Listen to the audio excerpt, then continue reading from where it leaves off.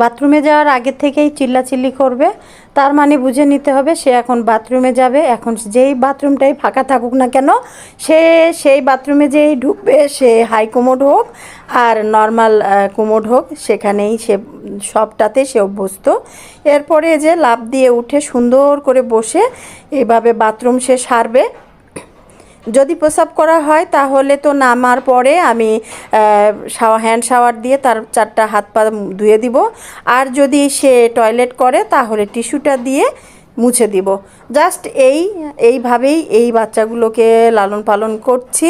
এখন এই তো বড়টা যা করে ছোটোগুলোও কিন্তু তাই করে।